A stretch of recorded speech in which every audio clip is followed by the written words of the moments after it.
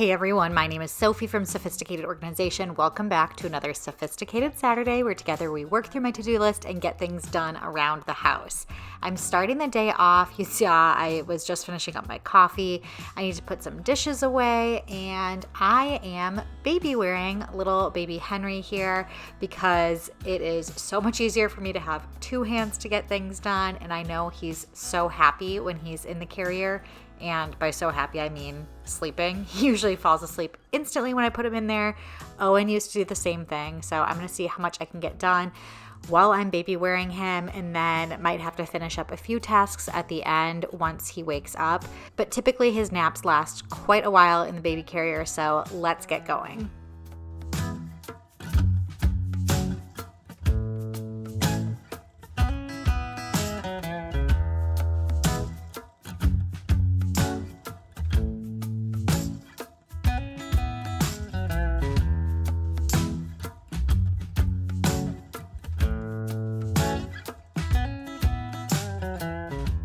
Once the kitchen was clean, I'm just gonna kind of keep going through the rest of the house here and picking up the living room, little toys everywhere from Owen playing this morning, blankets everywhere, and pillows from Jim and I hanging out on the couch. I like to hang out on the side of the couch to nurse Henry, and just that's usually where I hang out during the week. So I make a mess on the couch these days too. So everyone in the family is equally to blame.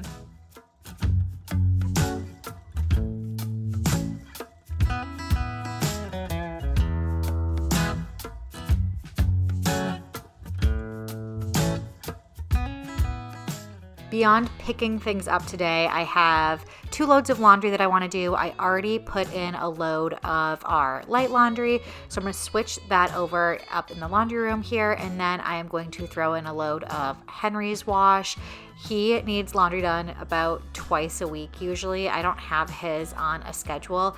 Usually I have the rest of our laundry on a schedule. There's exceptions, of course, when things get really full or we're traveling and things get thrown off and I need to do an extra load or adjust things. But as I'm sure you can also tell, the laundry room is a disaster. There's a lot of stuff out of place in here. We have a cabinet door open with a space heater in here because it has been unseasonably cold here, like I know it has been around the rest of the country as well.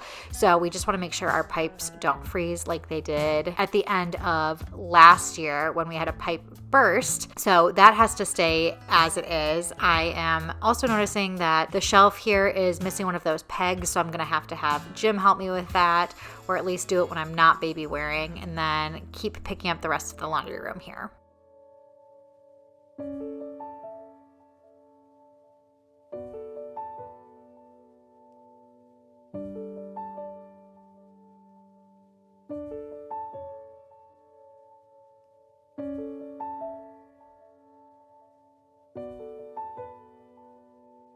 Back down in the kitchen, I am going to get Owen's lunch prepped for Monday. I have a few things in here that I can toss into his little lunch box. I still had leftover falafel that I made from last week. Oftentimes I try to strive and use our leftovers as his lunch for the next day by also adding in some fruits, some veggies, other things that he likes like string cheese or cottage cheese, just because typically our dinners are a little bit more healthy than just doing a peanut butter and jelly for him or something like that. So I made him a little spread here with the falafel. I did cucumbers, some cut up tomatoes, cottage cheese like I mentioned, and a little bit of leftover pita.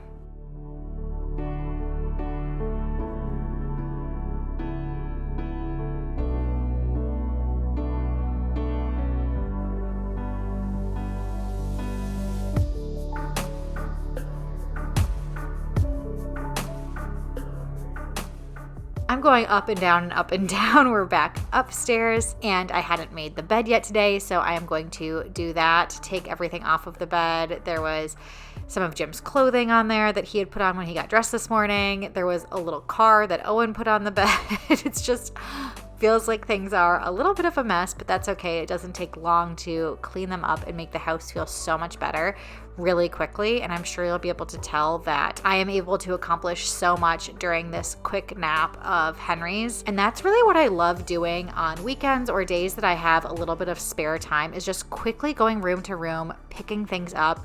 And I am multitasking like crazy, as I usually do, because I wanted to make a little bit of a treat. I haven't made something in a while, like a sweet treat in a while. And if you don't know, if you don't follow me on Instagram, or if you missed it, I am really revamping my recipe binders. So I'm trying to go through all of my recipes that I have, whether it's recipes for dinner or side dishes, breakfast recipes, desserts, snacks, all of that stuff, and really make a decision, is this something I want to keep or something that I don't? And if you're interested in how I'm redoing my recipe binders, you want to do recipe binders yourself, I got a fair amount of feedback on Instagram, some DMs and comments saying that people would be interested in what I did with my binders, maybe as some sort of a template or an expanded YouTube video explaining everything.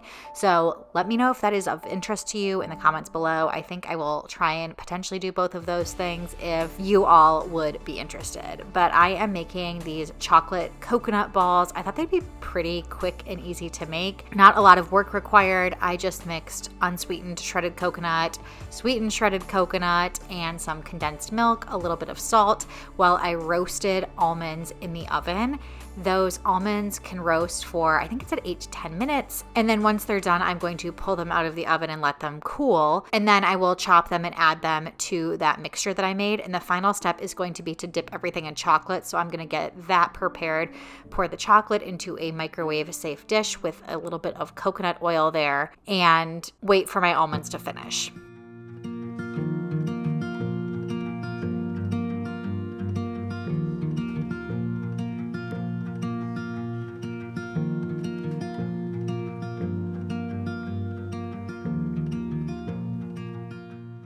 Once the almonds were done, I let them cool and I started trying to chop them by hand.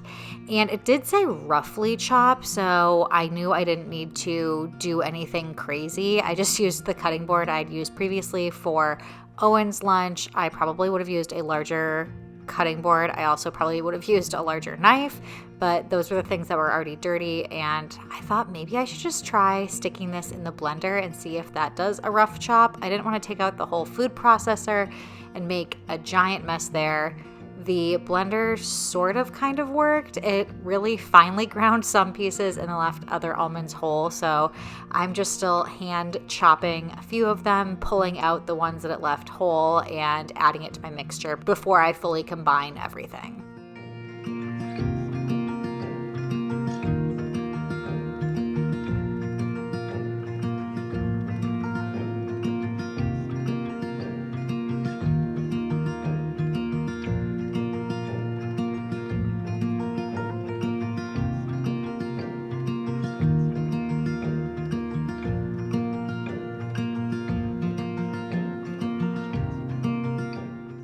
Then I grabbed a parchment-lined baking sheet and a cookie scoop, and I am going to scoop these into balls and roll them with my hands. I was doing less rolling and more squishing, I would say. The rolling wasn't totally working, but the squishing it helped to consolidate it into more of a ball shape. It wasn't perfectly shaped, but I'll show you in a minute what I end up doing to help round them out a little bit. But I am going to put them into the freezer. It said 1 to 4 hours, so I wanted to get this part done earlier in the day and get those frozen so I had enough time to still dip them in chocolate before I was done with my sophisticated and productive Saturday.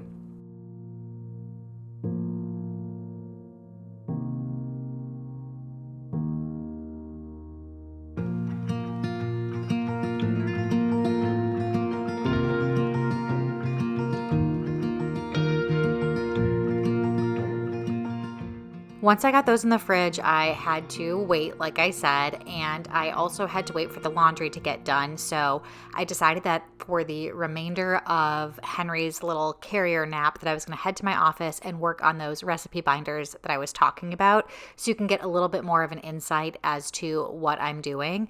The first thing that I had pulled out was a few recipes that I had recently made or we've made over and over and over again, and I'm like 100% sure that I want to keep them. Those I am putting into digital files, and then I'm making recipe cards or recipe printouts for my binders that all look consistent. So if I can, I'm finding them online and copying and pasting them over into my template. If I can't find them, then I am typing by hand, and there is a little bit of formatting that I have to do just to make it all fit in there properly. Also making any adjustments. So for example, like if something calls for canola oil, I don't really use canola oil in my cooking, so I might write avocado oil in there instead. If I have made a recipe recently and realized that it needed more cooking time or something like that, then I will change exactly what the recipe says to what worked best for me in my oven and my family, and really make these recipes customizable to what we like. So I got that orange chicken recipe in. I just started watching beef because I saw it got a bunch of awards and keep seeing it on Netflix. So let me know if you like that. Also, if there's any other shows that I can kind of binge watch on maternity leave, please leave them in the comments below. I hate having silence, so I like to have things on in the background. I will say beef, I feel like I want to pay a little bit more attention to, so you will see me looking over there every now and then. The other thing that I have been doing, which you'll see me doing now, is pulling out recipes that I'm going to make for the next week. So I have a little stack on my desk there. That's what I'm making this week. And then I'm going to meal plan by pulling out the recipes that I want to make from the recipe binder. And then if I like them, I am going to put them into my template, and if I don't, into the trash they go. But I am meal planning by having these little stacks of recipes that I'm going to try and make each week. So I have my main recipe binder, that's main dishes, typically dinner type dishes, and I try and do a combination of different meats, some maybe healthier and less healthy dishes throughout the week. So like I might do a pasta, but also balance it out with a salad, and I might do a chicken dish, but also a seafood dish. So I'm trying to do that. And then if it is just a plain dish that doesn't really have a side, then I'm going to pick like a veggie to go with it or something else. I also like to find overlapping ingredients in the things that I'm picking. So if I buy green onions, for example, and a recipe calls for 2 green onions, hopefully I have another recipe that week that's going to use up a few more of them, and so on. You can see I have a lot of thoughts on recipe binders, and I'm just barely scratching the surface here. So stay tuned if you are interested for more. But Henry did give me a nice long nap here, so I had plenty of time to sit at my desk, but I'm not going to show you the whole thing. We will skip ahead. Once Henry woke up, I fed him, we hung out for a bit, and then a little bit later, our laundry was done, both loads of laundry, and I brought him into our bedroom so I could get the lights folded.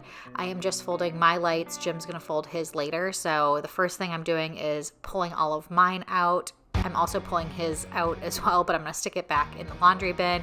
He has some more laundry that he has to fold, so I'm going to bring that to him, get mine all folded. Well, Henry is just kicking his little legs away there. Don't worry, for the most part, he was pretty happy there, just looking around while I was folding. And actually, Jim called me while I was folding laundry. He was out and about with Owen.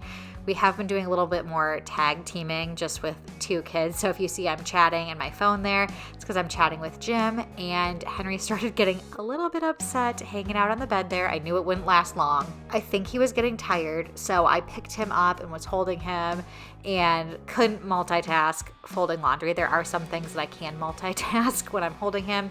Folding, you need 2 hands, so I just took him around the house. We walked for a little bit, and then he fell asleep in my arms, so I brought him back in and put him in the bassinet right next to me so I could listen to him and watch him while I finished up folding laundry. And you'll see he stays motionless for a while there, and then he kind of starts moving around. Babies move in their sleep a whole lot, so he wasn't necessarily awake, but he was definitely rolling around in his sleep. So I was trying to fold as quickly as I could and got all my stuff taken care of and grabbed his load of laundry and got to folding that as well.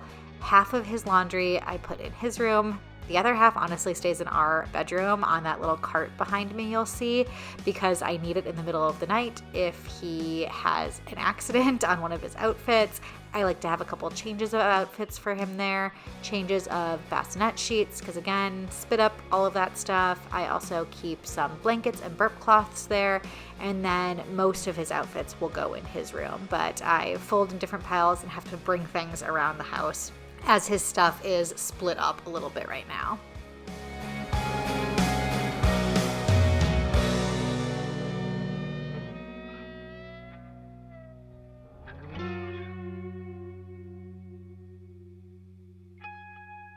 After I got everything put away, I will show you quickly here that Henry is back fast asleep and with him asleep, and I have a baby monitor there. Also, with the doors open in the house, I can hear him anywhere if he cries, but I like that I have him in a spot where he's with the baby monitor in a safe place to sleep. So I am going to head back downstairs and finish those coconut balls really quickly because I don't know how much longer he's going to sleep.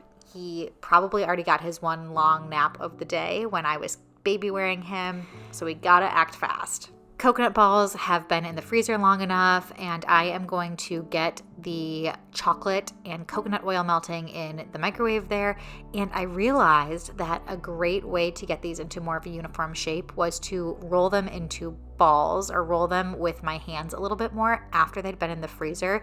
That just pushed down any of the stray coconut pieces and helped form that ball shape a little bit more because, as I mentioned earlier, I wasn't able to roll it as tightly as I wanted, but doing it after the freezer works really well. So if you do something like this, maybe give that a shot. And I'm just getting that chocolate melted in a couple of intervals and mixing it around, and it melted pretty quickly. If you're ever doing any chocolate that you're dipping, I always like to add some coconut oil, even if the recipe doesn't call for it, because it does thin it out a little bit and makes it a lot easier to coat whatever you're dipping in there. I'm just rolling them out with a spoon and scraping it off, putting it on the same parchment lined paper I had before. And then the instructions are to put it into the refrigerator and let it chill for an hour so the chocolate can harden. You could put some flaky sea salt on top of these. It also says you can put some of that sweetened shredded coconut on top, but hey, this is just for us. This isn't for a special occasion. The nice thing I like about these is you can store them in the refrigerator for a while and they'll stay good. You could have one a night as like a little treat. You could also stick them in the freezer if you want to have a sweet treat on hand, which I personally like. So I'm very happy to have these around the house and can't wait for us to try them when they're done. That's it for today's Sophisticated Saturday. Thanks so much for joining me. Make sure you're subscribed to my channel, and until next time, I will see you all later.